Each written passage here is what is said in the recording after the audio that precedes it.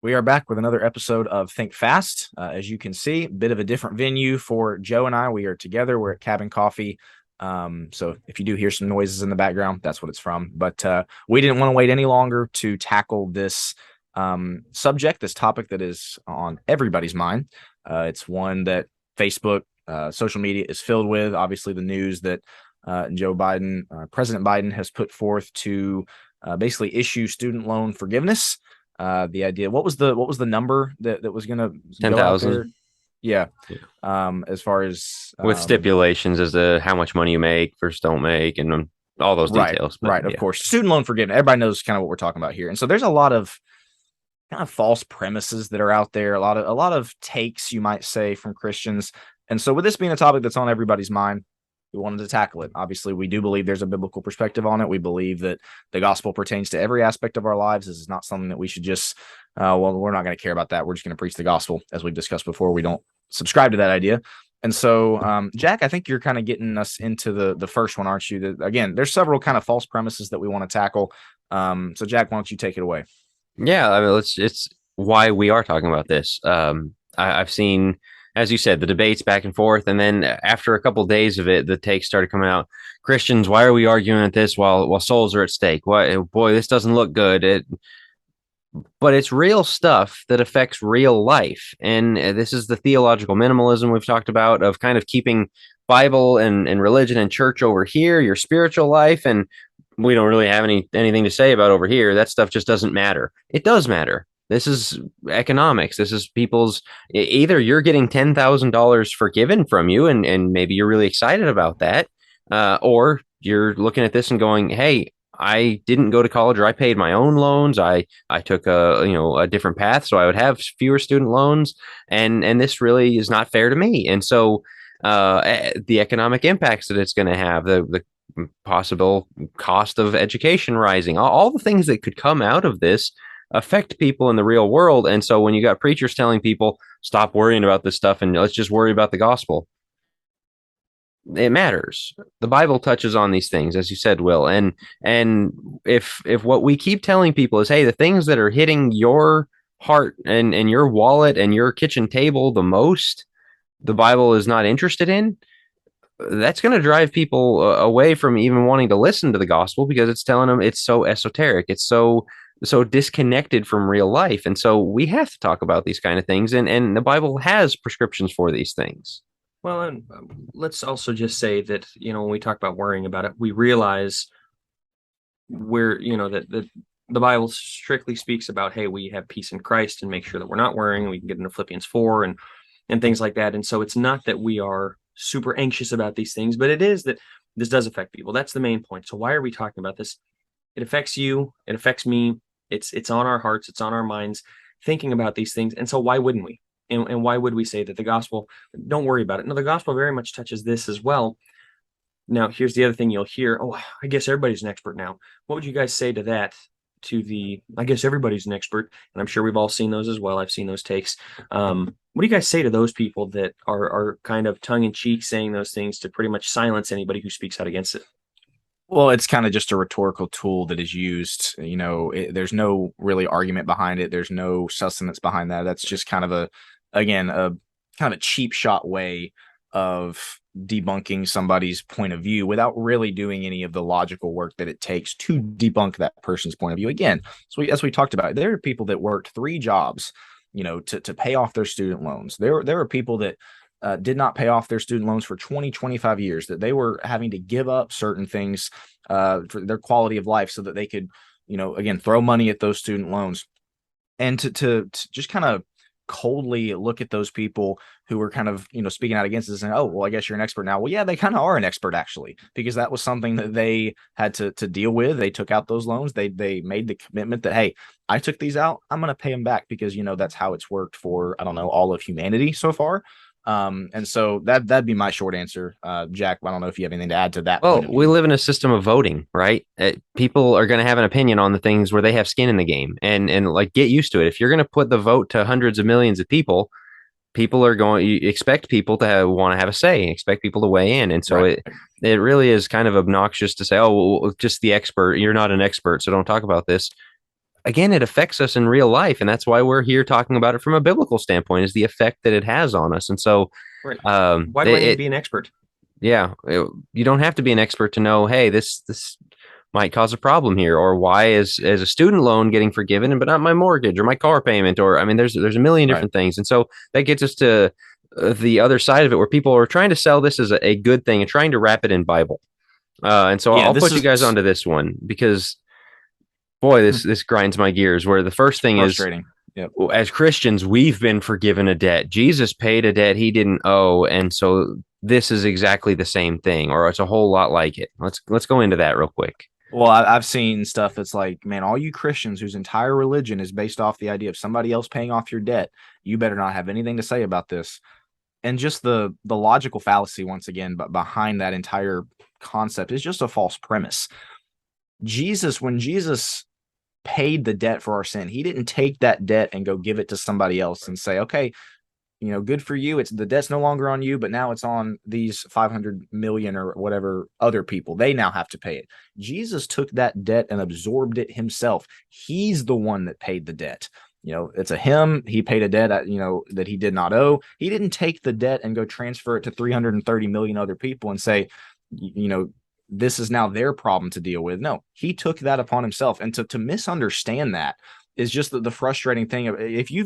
I don't mean this, maybe I do mean this in a harsh way. If that's your premise as a Christian, you're misunderstanding the gospel. You need to go back and re-educate yourself on what Christ's sacrifice truly was. I was going to say, if you're pushing that on Facebook, it's blasphemous, is what that is.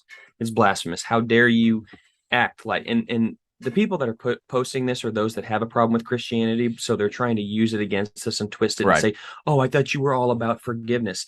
But I have seen people that would profess Christ also come out. That's true. Yeah. Equating 10 grand off of your student loan debt with the biggest sacrifice of all time for our sin debt to an almighty and holy God, it's blasphemous to even consider such a thing and to preach that. And so if you're doing it, stop immediately. That's not okay to act like those are equated at all, and to act like forgiveness. It's as Will rightfully said, it's pushing off on somebody else. This ain't no forgiveness. Somebody else has to take it for you. Christ did that for us and took it away completely. Right. Where so many times socialist policies are pushed as, well, this is the Christ-like loving thing to do, helping the poor. Like, the loving thing is paying for it yourself.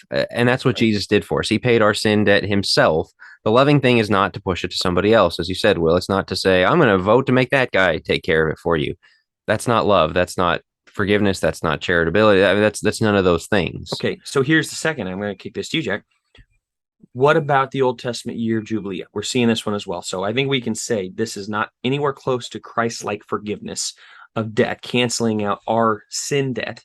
Nothing like that. But second, you'll hear this idea of Jubilee. So first off, explain what that means for those that don't know. And second off, what's the deal with that? Right. So they had the Leviticus 25 outlines is they had the year of the Sabbath, which was on the seventh year. You let the land rest, right? You do your harvesting and you stockpile so that the seventh year can take a break. And after 7 Sabbath years, so 49 years, when you've gone through that cycle 7 times, so every 50 years, you have a year of Jubilee in which the debts are released. Anyone that had contracted themselves to somebody as a slave, they were free to go. It was just kind of a year of forgiveness. And so they say, oh, well, see, that's a biblical concept as well as forgiveness. Number one, they would be forgiving the entirety of the student loan if that was the case. Number two, why stop at student loans? I mean, like, why? There's so many other things. And so just cherry picking $10,000 off of one particular kind of debt, your car payment, your house payment, your medical bill. Why not medical bills? Don't you think medical bills should probably be the first thing we start forgiving because of how expensive they are, number one. Number two, how necessary they are. Like, you really can't help it. If you get hurt really bad, a car wreck, why are we not just blanket forgiving those? It's very clear. It's an election year stunt. We'll give you a little bit. We're not even going to forgive all of it. We're not going to forgive everybody's student debts forever. It's the people who have 10,000 or more in debt right now are getting this. That is not the concept of Jubilee at all. And so saying that this is that, it's not. Yes, the idea of a year of forgiveness was something that came up in the Bible. That's not what this is either. And so, right. Let's obviously, I think far enough in, pretty clear we're not fans of this idea. But we also, it's not just a personal preference thing. Why do we think Christians should be opposed to concepts like this? Well, and that's what I was going to bring up too, is because typically, politics are not the realm that we want to jump into necessarily. And, even when were first talking about, hey, we should probably do a video on this, we had discussions about, do we want to kind of delve into this? But, Joe, I'm going to put you on the spot, let you answer first. Why is this? And this is kind of, we are thinking fast here. So this is the last question that we're going to discuss. Why are many Christians opposed to it? And why is that probably a good thing? So, first off, I think from a political perspective, we're trying not to, but pushing debt from somebody else onto somebody from me onto somebody else is wrong. That's wrong. It's biblically wrong for me to take something that is my problem to push it to somebody else. There's bearing each other's burdens. There's the idea of generosity and everything else. That's very voluntary. This is involuntary. It's taking something that may be my student debt and it's forcing you to do something. I don't find that to be, we can't do that to people. Now, if it's done, there's certain ways that we can handle it, but I think from a Christian perspective, we're opposed to it because it's theft. It's taking from somebody else to pay something off for us. Honestly, I just think it's theft. I think, yes, it is a political stunt. So there's a political side of things that it's cheesy that way. But first and foremost, I think it's theft to expect somebody else to pay off something that I rightfully took. It's a loan. It's a covenant pretty much that I made. I'm breaking the covenant so somebody else can take it for me. I don't care if the rules of the covenant aren't great. I sign the contract if I have student loan debt. It's the idea of doing something without wanting to consider the consequences. That's right. Count the cost, right? Right. Who builds a tower without counting the cost first? Who goes into battle without counting the armies, right? Counting the cost. That's what this is. If you got in over your head, there's ways to refinance. There's way to consolidate loans. There's way to do all sorts of stuff that if you look into to help out. Ultimately, you put your name on the dotted line and sign this, and to say, well, I no longer want it. I'm going to push it off on you. To me, that's the highly unscriptural and biblical basis to do something. That's my take on it. Jack, how about you? The other side is the economic reality. You can't just magically make $10,000 disappear. Right. Either you have to print the money to cover it, which inflates everybody's dollar, so they're stealing from you. We've seen how inflation, your dollar purchases less gas, less eggs, less bread, milk, anything else. Well, so maybe that's one way that it's done. Others, colleges are going to look at it and go, oh, well, maybe they're going to get free money again, so we can raise our prices. So you're robbing from future generations. Or you're robbing from the rich. And let me get on soapbox for a second. Please stop demonizing the rich. Well, they've got all the money in the world to pay for it. I'm not saying that they're not dodging taxes or whatever else. They have to answer to God for that. They're not even robbing from the rich. You're robbing from anybody that didn't have student loan debt. That would be the people that had it and paid for it. People that never went to school. A guy that's pushing a shovel because they talk about, oh, it's just helping those that are lower income. No, it's not helping the guy that's pushing a shovel or flipping burgers. It's just not. Okay. Who didn't go to college so he could go to work. Right. And now he's having to pay for college either way. And so you've got all those things going on, all those other considerations as to who's paying for this, and it's not compassionate like it's being said. As you said, the 10 Commandments, number one is you shall not steal, but also you should not covet. You shouldn't want something that's somebody else's and want your thing to be paid for. Okay, well, yours is, you've got money and I don't, give that to me. All around, it's not a positive thing, and I think it is something for Christians to talk about because the Bible. It's not an economic textbook, but it gives us sound economics from these concepts. I think that's a great way to sum it up. Dr. Brad Harrod is writing a post, so be looking for that. He's writing a post about this as well.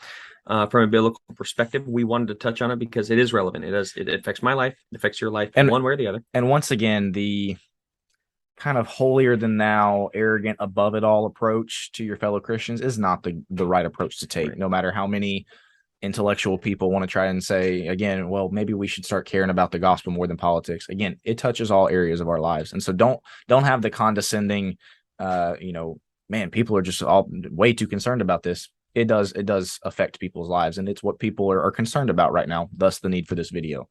Guys, anything else to add before we wrap up? Yep, look for that post from Brad Harrod. And with that, I think we will wrap up this episode of Think Fast.